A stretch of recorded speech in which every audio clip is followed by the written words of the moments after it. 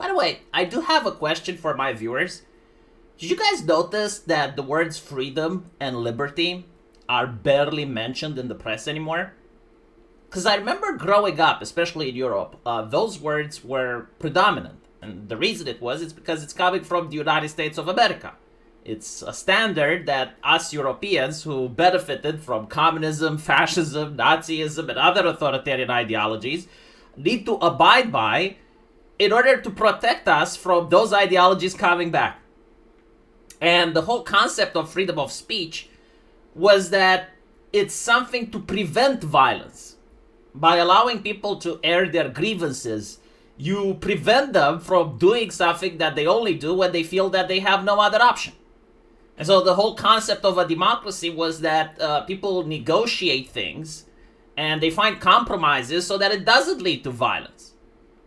But apparently this mindset has completely gone away, and we've noticed this with J.D. Vance from the United States coming to Europe to shame us for our culture, which, by the way, is entirely deserved. I mean, when you see articles like this, how can you not agree? And the reason that articles like this are completely shocking is because when I grew up, there was a thing called wiretapping, and it was considered to be abhorrent. Like, to wiretap a citizen was an insult on that citizen. Like the government is saying that this person is not trustworthy. Like, we gotta listen in on him. It was a violation of privacy. It was a violation of trust. Like, the citizen cannot wiretap the politicians. The citizens do not have transparency over their betters, but like the politicians, which are allegedly the public servants, they want to violate the privacy of your grandmother. And allegedly, you know, it's to combat, I guess, like extremist messages, CSAM and other things. But like, can you not do that without the tools of wiretapping? Like, whatever happened with people are innocent until proven guilty, and if you have a reasonable suspicion, then you get a court order, and then you actually wiretap the person, right? But like now, no. Now what they want is like a constant monitoring of people's messages as if we're in a time of war. Like, only during wars, the correspondence of soldiers is being censored. And this is exactly what they're trying to apply. You know, it's just like we have better technology now. So what they want to do is every time you send a message on WhatsApp, they want the system to actually scan your message before it's encrypted and before it gets sent. It's insane. Like, we're in peacetime. Why is the need for all of this? Why this entire hysteria that's continent-wide, where everyone is worshipping censorship now? Everyone is worshipping the government. And as I mentioned before, no more discussions about freedom or liberty whatsoever. And what's also fascinating, I remember when I was younger, it's not even that long ago, like 10 or 20 years in the past, you would constantly see the media being abhorred at the concept of authoritarian governments. And so everyone was like abhorred by the Nazis for burning books.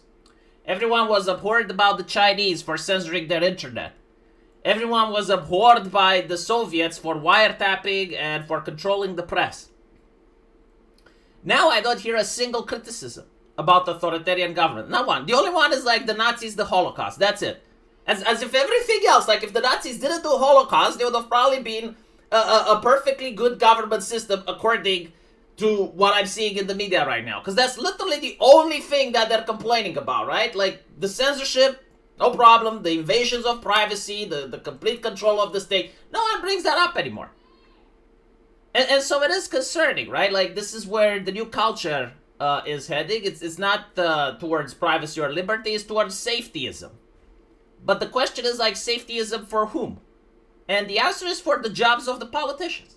You get really good jobs, they make a lot of money. Do you know how much money a person from the EU makes? Around 10,000 euros per month. What exactly does he do to justify that enormous amount of cash? Like, there are honest, hard-working businessmen that don't do that much. And they make it month after month, right? So, like, of course they need censorship in order to maintain their level of privilege and wealth. It's almost like they're the new modern version of aristocrats. And so as you can see, like that, not only are they proposing a law to robust age verification, in other words, dox yourself before you're using social media, but also they want to censor the messages before they're sent. And this article places it quite nicely. It's like, imagine the postal office coming to your house and scanning all of the letters and all of the correspondence before you send them. It's like a time of war. Apparently, they're doing this for prevention of CSAM. However, it would result in mass surveillance by means of fully automated real-time surveillance messages. Like, again, do you honestly think that my grandma is sending CSAM over the fucking phone? Like, why does she need to be wiretapped? Well, what exactly did she do? What level of danger is she to society that you're basically saying that her conversations are so dangerous you need to wiretap her? And, of course, it's not just about CSAM. Like, it's also about things like hate speech. And I read the legislation in Britain about hate speech. Like, it's absolutely fascinating if you give it a read. If they were to actually apply the legislation, like simply having the hate speech on any device, like simply owning the hate speech, is a crime. Now, obviously, they don't implement the law like that because they don't have enough prisons to arrest everyone. But a South Park joke that's posted on a Discord server where the British people that dox themselves in order to access are seeing it, well, technically they own it because it's on their screen, right? Again, like, the laws are absolutely hysterical. They're absolutely insane. Like, it's not justified, the price that they're asking for this amount of safety. Like, even if we were to assume that hate speech and other shit like causes violence in real life, like the complete abolition of every single citizen in that country's privacy, I think it's a cost way too much to pay for a couple of protests.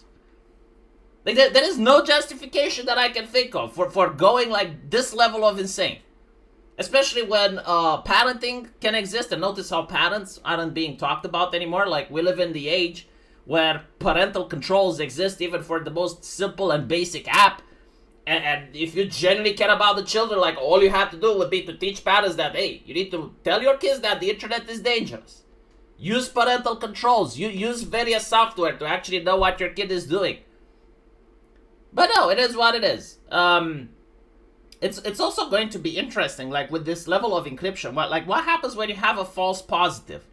Because there have been cases, right? Like, for instance, during the pandemic, I remember there was an article about a guy who noticed that his kid had an infection in the genital area. And it was the pandemic, couldn't leave his home. He had to actually contact the doctor and send him a picture. And when he did that, you know what happens? Well, he got flagged, lost his entire Google account. That means losing his Gmail, losing like everything connected with that.